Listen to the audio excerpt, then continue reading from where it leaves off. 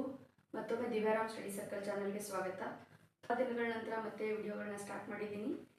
ಇತ್ತೀಚೆಗೆ ಕರೆದಿರುವಂಥ KE ವತಿಯಿಂದ ಕರೆದಿರುವಂತಹ FD SDA and TET ಕೂಡ ಕನ್ಫರ್ಮ್ ಆಗಿದೆ. ಸೊ ಬಹಳಷ್ಟು ಎಕ್ಸಾಮ್ಗಳು ಕನ್ಫರ್ಮ್ ಆಗಿರೋದ್ರಿಂದ ಇಂಪಾರ್ಟೆನ್ಸ್ ಕೊಡಬೇಕು. ನಾವು ನೋಟಿಫಿಕೇಷನಲ್ಲಿ ಯಾವೆಲ್ಲ ವಿಷಯಗಳ ಬಗ್ಗೆ ನಮಗೆ ಮಾಹಿತಿ ಇರಬೇಕು ಅನ್ನೋದನ್ನು ನೋಡೋದಾದರೆ, ಮೊದಲನೇದಾಗಿ ಪಠ್ಯಕ್ರಮದ ಬಗ್ಗೆ ನಮಗೆ ಗೊತ್ತಿರಬೇಕು. ಅದಾದ ನಂತರ ಹೊಸದಾಗಿ ಇಂಟ್ರೊಡ್ಯೂಸ್ ಮಾಡಿದ್ದಾರೆ. MCQಸಲ್ಲಿ ಮುಂಚೆ 4 ಆಪ್ಷನ್ಸ್ ಇರ್ತಿತ್ತು, ಇವಾಗ 5 ಆಪ್ಷನ್ಸ್ ಇದ್ದಾವೆ. ಸೊ 5ನೇ ಆಪ್ಷನ್ಸ್ ಯಾತಕ್ಕೆ ಅಂತ ನಾನು ನಿಮ್ಗೆ ಹೇಳ್ತೀನಿ. ಅದಾದ ನಂತರ PYQs ಟ್ರೆಂಡ್ ಯಾವ ಥರ ಇದೆ, ಲಾಸ್ಟ್ ಇಯರ್ KE ಎಕ್ಸಾಮಲ್ಲಿ ನಮಗೆ ಯಾವ ಥರ KE ಕ್ವಶನ್ಸ್ಗಳನ್ನು ಕೇಳಿದ್ರು ಅನ್ನೋದನ್ನು ನೋಡಬೇಕಾಗುತ್ತೆ. ಅದಾದ ನಂತರ ಅಪ್ಲಿಕೇಶನ್ ಫೀಸು 750 + 100 ಯಾಕೆ ಬರ್ತಿದ್ದೀನಿ ಅಂತ ಅದನ್ನು ಕೂಡ ನಾನು ನಿಮಗೆ ತಿಳಿಸ್ತಾ ಹೋಗ್ತೀನಿ. ಮೊದಲನೇದಾಗಿ ನಾವು ಪಠ್ಯಕ್ರಮವನ್ನು ನೋಡ್ತಾ ಹೋಗೋಣ. ಪ್ರಚಲಿತ ಘಟನೆಗಳು, ಇದು FDAಗೆ ಸಂಬಂಧಪಟ್ಟ ಹಾಗೆ GS1. ನಿಮಗೆಲ್ಲರಿಗೂ ಗೊತ್ತಿದೆ. GS2 ನಮಗೆ ಕಾಮನ್ ಆಗಿ ಸಾಮಾನ್ಯ ಕನ್ನಡ, ಸಾಮಾನ್ಯ ಇಂಗ್ಲೀಷ್ ಆ್ಯಂಡ್ ಕಂಪ್ಯೂಟರ್ ಜ್ಞಾನ ಅಂತ ಹೇಳಿ 3 ಸೆಕ್ಷನಾಗಿ ಡಿವೈಡ್ ಮಾಡಿರ್ತಾರೆ 100 ಮಾರ್ಕ್ಸ್ಗೆ. ಅದಾದ ನಂತರ ಇದು FDA ಮತ್ತು SD ಎರಡಕ್ಕೂ ಒಂದೇ ಕಾಮನ್ ಪೇಪರ್ ಇರುತ್ತೆ. ಮೀನ್ಸ್ FDA ಒಂದು GS2 ಪೇಪರ್, SD ಒಂದು GS2 ಪೇಪರ್, ಬಟ್ ಸಬ್ಜೆಕ್ಟ್ ಮಾತ್ರ ಇದೇ ಇರುತ್ತೆ. ಸಿಲೆಬಸ್ ಏನು ಚೇಂಜ್ ಇರೋದಿಲ್ಲ. ಅದಾದ ನಂತರ ಕ್ವಾಲಿಫೈಯಿಂಗ್ ಮಾರ್ಕ್ಸ್ ಬಂದಾಗ ನಾವು 35% ಆಫ್ ಟೋಟಲ್ ಮಾರ್ಕ್ಸ್. ಟೋಟಲ್ ನಮ್ಗೆ ಎಷ್ಟು ಬರುತ್ತೆ? GS1ಗೆ 100, GS2ಗೆ 100. ಸೊ ಆ 200ಅಲ್ಲಿ ನಮಗೆ 35% ನಾವು ತೆಗಿಬೇಕಾಗುತ್ತೆ. 200ರಲ್ಲಿ 35% ಅಂದರೆ ಎಷ್ಟು? ಅದರಷ್ಟು ಮಾರ್ಕ್ಸ್ ನಮಗೆ ಬಂದರೆ ನಾವು ಕ್ವಾಲಿಫೈ ಆಗ್ತೀವಿ. ಅದಕ್ಕಿಂತ ಕೆಳಗಡೆ ಬಂದರೆ ನಮ್ಮನ್ನು ಕನ್ಸಿಡರ್ ಮಾಡೋದಿಲ್ಲ. ಅದಾದ ನಂತರ ನೆಗೆಟಿವ್ ಮಾರ್ಕಿಂಗ್ ಇರುತ್ತೆ. 1/4 ಮಾರ್ಕ್ ಲಾಸ್ಟ್ ಇಯರ್ ಕೂಡ ಇತ್ತು. 0.25 ಅಂತಲೇ ಹೇಳ್ತೀವಿ. ಪ್ರತಿ ತಪ್ಪು ಉತ್ತರಕ್ಕೆ ನಮಗೆ 0.25ನ ಕಟ್ ಮಾಡ್ತಾ ಹೋಗ್ತಾರೆ. ಸೊ ಇದಿಷ್ಟಾಯಿತು. ಇವಾಗ ಸಿಲೆಬಸ್ ನೋಡೋಣ. ಸಿಲೆಬಸ್ಸಲ್ಲಿ ನಮಗೆ ಪ್ರಚಲಿತ ಘಟನೆಗಳು ಅಂತ ಬರುತ್ತೆ. ಪ್ರಚಲಿತ ಘಟನೆಗಳಂದ್ರೆ ಏನು? Current affairs. ಡೈಲಿ ನಾವು ನ್ಯೂಸ್ ಪೇಪರ್ಸ್ ಓದ್ತಾ ಇರಬೇಕು, ಮ್ಯಾಗ್ಝಿನ್ಸ್ ಓದ್ತಾ ಇರಬೇಕು. ಅಲ್ಲಿ ನಮಗೆ ಪ್ರಚಲಿತ ಘಟನೆಗಳು ಕವರ್ ಆಗುತ್ತೆ. ಅದಾದ ನಂತರ ಸಾಮಾನ್ಯ ವಿಜ್ಞಾನ. ನಾವು 6th to 10th science books ಓದಿದ್ರೆ ನಮಗೆ ಇನಫ್ ಅಂತ ಅನ್ಕೊತೀನಿ ನಾನು. ಅದಾದ ನಂತರ ಯಾವುದಾದ್ರೂ ಆಥರ್ ಬುಕ್ KM ಸುರೇಶ್ ಅವ್ರದ್ದು ಸಹ ನಾವು ಓದ್ಬೋದು. ಅದಾದ ನಂತರ ಸಮಾಜ ವಿಜ್ಞಾನ, ಇದನ್ನು ಕೂಡ ನಾವು 6th to 10th ವರೆಗೂ ಸೋಷಿಯಲ್ ಸ್ಟಡೀಸ್ ಅಂತ ಏನು ಬರುತ್ತೆ ಅದನ್ನು ನಾವು ಪೂರ್ತಿಯಾಗಿ ಓದ್ಕೋಬೇಕು. ನಾವು ನಾನು ನಿಮ್ಮ ಕ್ಲಾಸನ್ನು ತಗೋತೀನಿ. ಭಾರತೀಯ ಸಮಾಜದ ಬೆಳವಣಿಗೆಗಳ ಬಗ್ಗೆ ಕೇಳಿದ್ದಾರೆ. ಅದಾದ ನಂತರ ಭಾರತ ಮತ್ತು ಕರ್ನಾಟಕ ಇತಿಹಾಸ ನಮ್ಗೆ ಇಲ್ಲಿ 6th to 10th ಅಲ್ಲಿ ಆಲ್ಮೋಸ್ಟ್ ಕವರ್ ಆಗುತ್ತೆ. ಮತ್ತೆ ಏನಾದರೂ ಹೆಚ್ಚಿಗೆ ಬೇಕಾಗಿತ್ತಪ್ಪ ಅಂದರೆ ನಾವು ಕ್ಲಾಸಲ್ಲಿ ತಿಳ್ಕೊಳ್ತಾ ಹೋಗೋಣ. ಅದಾದ ನಂತರ ಭಾರತದ ಸಂವಿಧಾನ ಮತ್ತು ಸಾರ್ವಜನಿಕ ಆಡಳಿತ. ಭಾರತದ ಸಂವಿಧಾನ ಮತ್ತು ಸಾರ್ವಜನಿಕ ಆಡಳಿತನೂ ಕೂಡ ನಮ್ಗೆ ಸಮಾಜ ವಿಜ್ಞಾನ ಇದರೊಳಗಡೆ ಬರುತ್ತೆ. ಸಮಾಜ ವಿಜ್ಞಾನದೊಳಗಡೆ ಒಂದು 9th ಅಥವಾ 10th ಬುಕ್ಕಲ್ಲಿ ಸಾರ್ವಜನಿಕ ಆಡಳಿತ ಅಂತ ಸಪ್ರೇಟಾಗಿ ಚಾಪ್ಟರ್ ಇದೆ. ಆ ಚಾಪ್ಟರ್ನ ನಾನು ನಿಮಗೆ ಸಿಂಪಲ್ ಫಾರ್ಮಲ್ಲಿ ಎಕ್ಸ್ಪ್ಲೇನ್ ಮಾಡಲಿಕ್ಕೆ ನಾನು ಪ್ರಯತ್ನ ಮಾಡ್ತೀನಿ. ಅದಾದ ನಂತರ ಪ್ರಾಯೋಗಿಕ ಜ್ಞಾನ ಮತ್ತು ಬೌದ್ಧಿಕ ಸಾಮರ್ಥ್ಯ, ಮೆಂಟಲ್ ಎಬಿಲಿಟಿ ಅಂತ ಏನು ಕರಿತೀವಿ. ಮಿನಿಮಮ್ 10 to 12 ಕ್ವಶನ್ಸ್ ಅಂತೂ ಮೆಂಟಲ್ ಎಬಿಲಿಟಿ ಸೆಕ್ಷನ್ಸಿಂದ ಬಂದೇ ಬರುತ್ತೆ every year. So we have to be prepare. ಅದಾದ ನಂತರ ಭೂ ಸುಧಾರಣೆಗಳು. ಕರ್ನಾಟಕದಲ್ಲಿ ಸ್ವತಂತ್ರ ಬಂದ ನಂತರ ಏನು ಕರ್ನಾಟಕದಲ್ಲಿ ಭೂ ಸುಧಾರಣೆಗಳಾದವು ಅನ್ನೋದನ್ನು ನಾವು ನೋಡ್ಕೋಬೇಕಾಗುತ್ತೆ. ಇದು ಕೂಡ ನಮಗೆ ಟೆಕ್ಸ್ಟ್ ಬುಕ್ಕಲ್ಲಿ ಇದೆ. ಅದಾದ ನಂತರ ಏನು ಓದ್ತೀವಿ? ಭಾರತದ ಇಂಡಿಯನ್ ಎಕಾನಮಿ ಅಂತ ಓದ್ತೀವಿ. ಇಂಡಿಯನ್ ಎಕಾನಮಿ ಜೊತೆ ನಾವು ಕರ್ನಾಟಕದ ಎಕಾನಮಿಗಳಿಗೆ ಕೂಡ ನಾವು ಗಮನ ಹರಿಸ್ಬೇಕಾಗತ್ತೆ. ಅದಾದ ನಂತರ ಗ್ರಾಮೀಣ ಅಭಿವೃದ್ಧಿ, ರೂರಲ್ ಡೆವಲಪ್ಮೆಂಟ್ ಅಂತ ಹೇಳ್ತೀವಿ. ರೂರಲ್ ಡೆವಲಪ್ಮೆಂಟು, ಪಂಚಾಯತ್ ರಾಜು, ಅದಾದ ನಂತರ ಗ್ರಾಮೀಣ ಸಹಕಾರ ಸಂಸ್ಥೆಗಳು ಅಂತ ಬರುತ್ತೆ. ಈ ಮೂರೂ ಒಂದೇ ಇದರಲ್ಲಿ ಬರುತ್ತೆ, ಒಂದೇ ಪಾಯಿಂಟಲ್ಲಿ ಕೊಟ್ಟಿದ್ದಾರೆ ಈ ಕಡೆಯಿಂದ. ಸೊ ನಾನು ನಿಮಗೆ ಶಾರ್ಟಾಗಿ ಬರ್ತೀನಿ. ಗ್ರಾಮೀಣ ಅಭಿವೃದ್ಧಿ ಅಂದರೆ ಇದ್ರ ಜೊತೆ ನಾವು ಪಂಚಾಯತ್ ರಾಜನ್ನು ಓದ್ಕೋಬೇಕು. ಅದಾದ ನಂತರ ಗ್ರಾಮೀಣ ಪ್ರದೇಶಗಳಲ್ಲಿ ಸಹಕಾರ ಸಂಘಗಳ ಸಂಸ್ಥೆಗಳು ಅಂತ ಏನು ಬರ್ತವೆ ಅದನ್ನು ಕೂಡ ನಾವು ಓದ್ಕೋಬೇಕಾಗುತ್ತೆ. ಅದಾದ ನಂತರ ಆಡಳಿತ. ಕರ್ನಾಟಕದಲ್ಲಿ ಆಡಳಿತವನ್ನು ಪ್ರಭಾವಿತಗೊಳಿಸ್ಬೇಕಾತಂದ್ರೆ ನಾವು ವಿಜ್ಞಾನ ಮತ್ತು ತಂತ್ರಜ್ಞಾನದ ಬಳಕೆ ಅಂತ ಹೇಳಿ ಕೊಟ್ಟಿದ್ದಾರೆ ಅದರಲ್ಲಿ ಪಾಯಿಂಟಲ್ಲಿ. ಸೊ ಅದನ್ನು ನಾವು ಶಾರ್ಟಾಗಿ ನೋಡೋದಾದರೆ ಗವರ್ನೆನ್ಸ್ ಅಥವಾ ಆಡಳಿತ ಅಂತ ಏನು ಕರಿತೀವಿ. ಇವಾಗ ನಮ್ಗೆ ಭೂಮಿ ಅಂತ ಒಂದು ಆ್ಯಪ್ ಬರುತ್ತೆ, ಸಕಾಲ್ ಅಂತ ಒಂದು ಆ್ಯಪ್ ಬರುತ್ತೆ. ಅವೆಲ್ಲರೂ ನಮಗೆ ಕರ್ನಾಟಕದಲ್ಲಿ ಆಡಳಿತವನ್ನು ಚುರುಕುಗೊಳಿಸ್ಲಿಕ್ಕೆ ಮಾಡಿದಂತಹ ಆ್ಯಪ್ಗಳಾಗಿರ್ತವೆ. ಅದು ಜನಸ್ನೇಹಿ ಆ್ಯಪ್ ಏನಾಗಿರ್ತಾವಲ್ಲ ಅವಕ್ಕೆ ನಾವೇನಂತ ಕರಿತೀವಿ?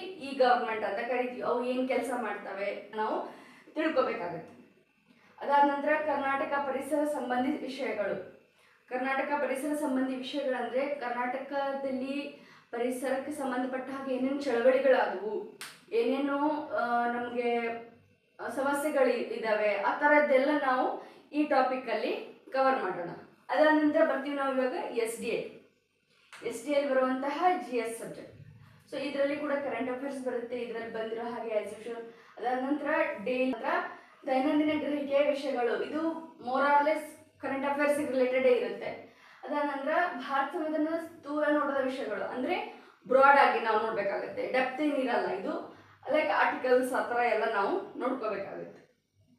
ವಿಶೇಷವಾಗಿ ಕರ್ನಾಟಕಕ್ಕೆ ಸಂಬಂಧಿಸಿದ ಭಾರತದ ಇತಿಹಾಸದಲ್ಲಿ ಕರ್ನಾಟಕದ ಪಾತ್ರ ಅಂತಲೂ ಕೂಡ ನಾವು ಹೇಳ್ಬೋದು. ಸೊ ಭಾರತದ ಇತಿಹಾಸದಲ್ಲಿ ನಾವು ಈಗ ಎಕ್ಸಾಂಪಲ್ ತಗೋಬೇಕಾದ್ರೆ ಸ್ವತಂತ್ರ ಹೋರಾಟ ಬರುತ್ತೆ ಅಲ್ವಾ. ಭಾರತ ಇತಿಹಾಸದಲ್ಲಿ ಸ್ವತಂತ್ರ ಹೋರಾಟಕ್ಕೆ ಸಂಬಂಧಪಟ್ಟ ಹಾಗೆ ಗಾಂಧೀಜಿ ಅವ್ರದ್ದು ಆ ಥರ ಎಲ್ಲ ಹೆಂಗೆ ಬರುತ್ತೆ ಹೋಲ್ ನ್ಯಾಷನಲ್ ವೈಡ್ ನೋಡಿದಾಗ. ಸೊ ಅದೇ ಟೈಮಲ್ಲಿ ನಮ್ಮ ಕರ್ನಾಟಕದಲ್ಲಿ ಏನೇನು ಮೂವ್ಮೆಂಟ್ಸ್ ಆಗ್ತಾ ಇತ್ತು, ನಮ್ಮ ಕರ್ನಾಟಕದಲ್ಲಿ ಯಾವ್ಯಾವ ಥರ ಹೋರಾಟಗಳು ಆಗ್ತಾ ಇತ್ತು ಅನ್ನೋದನ್ನು ನಾವು ಇಲ್ಲಿ ನೋಡಬೇಕಾಗತ್ತೆ. ಅಂದರೆ ಕರ್ನಾಟಕಕ್ಕೆ ಸಂಬಂಧಿಸಿದ ಭಾರತದ ಇತಿಹಾಸ ಇದೊಂದು ಎಕ್ಸಾಂಪಲ್ ಅಷ್ಟೇ. ಇನ್ನು ಪ್ರಾಚೀನ ಕಾಲ ಮಧ್ಯಕಾಲೀನದಲ್ಲಿ ಕೂಡ ನಮಗೆ ಕರ್ನಾಟಕದ ಇತಿಹಾಸದ ಬಗ್ಗೆ ನಾವು ಸ್ಪೆಸಿಫಿಕ್ ಆಗಿ ಫೋಕಸ್ ಮಾಡಬೇಕಾಗತ್ತೆ. ಅದಾದ ನಂತರ ಕರ್ನಾಟಕಕ್ಕೆ ಸಂಬಂಧಿಸಿದ ಭಾರತದ ಭೂಗೋಳ ವಿಷಯಗಳು. ಸೊ ಕರ್ನಾಟಕದ ಭೂಗೋಳದ ಕಡೆ ನಾವು ಫೋಕಸ್ ಮಾಡ್ಬೇಕಂತ ಅರ್ಥ.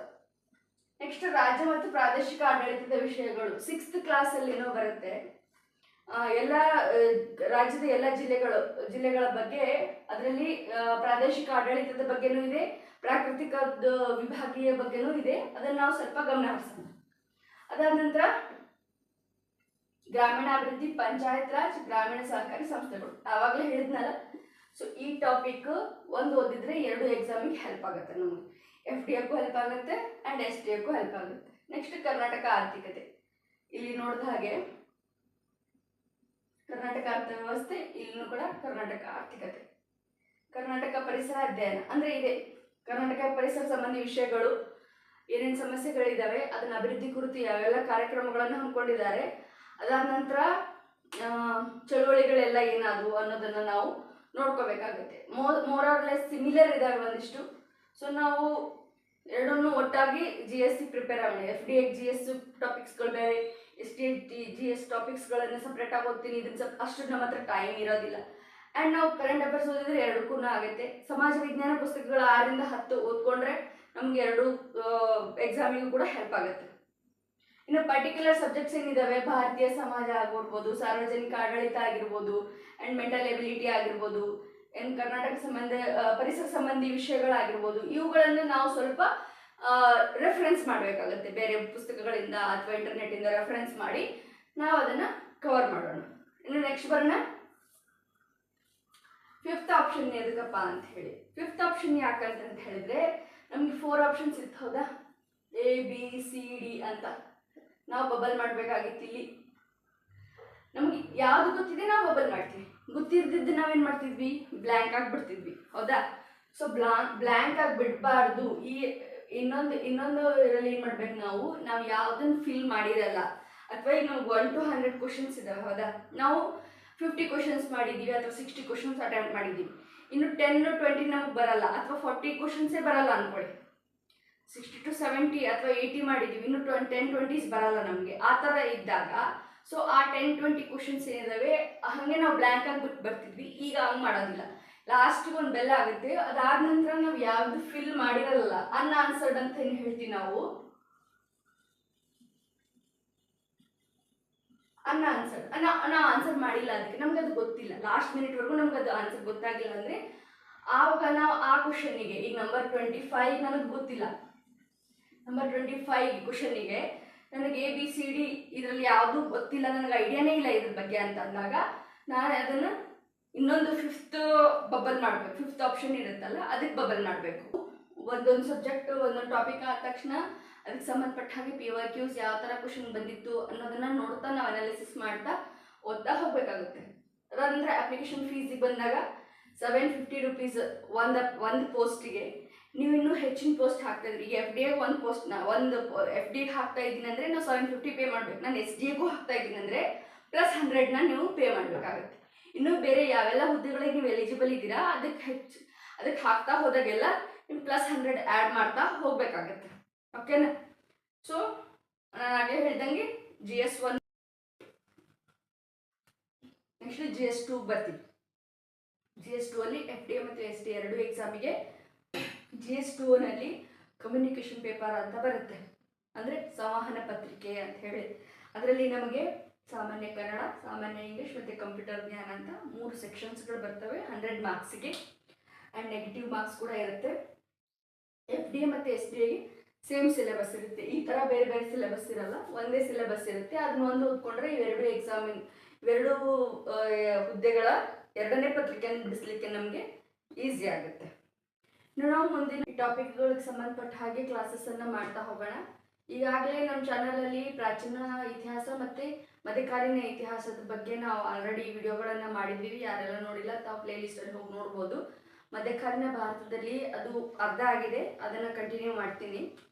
ಈಗ ಮಧ್ಯಕಾಲೀನ ಭಾರತ ಆದಮೇಲೆ ಆಧುನಿಕ ಭಾರತ ಇತಿಹಾಸ ಒಂದು ಮುಗಿಯುತ್ತೆ. ಅದಾದ ನಂತರ ಕರ್ನಾಟಕ ಇತಿಹಾಸ ಸ್ಪೆಸಿಫಿಕ್ ಆಗಿ ಕೇಳಿದ್ದಾರೆ. ಎರಡು ಕರ್ನಾಟಕ ಇತಿಹಾಸ, ಕರ್ನಾಟಕ ಭೂಗೋಳ ಸ್ಪೆಸಿಫಿಕ್ ಆಗಿ ಕೇಳಿರೋದ್ರಿಂದ ನಾವೇನು ಮಾಡಬೇಕು, ಇದಿಷ್ಟು ನಾವು ಮುಂದಿನ ತರಗತಿಯಲ್ಲಿ ಮಾಡೋಣ. ಯಾರೆಲ್ಲ ಇನ್ನೂ ನಮ್ಮ ಚಾನಲ್ನ ಸಬ್ಸ್ಕ್ರೈಬ್ ಮಾಡಿಲ್ಲ, ಸಬ್ಸ್ಕ್ರೈಬ್ ಮಾಡಿ.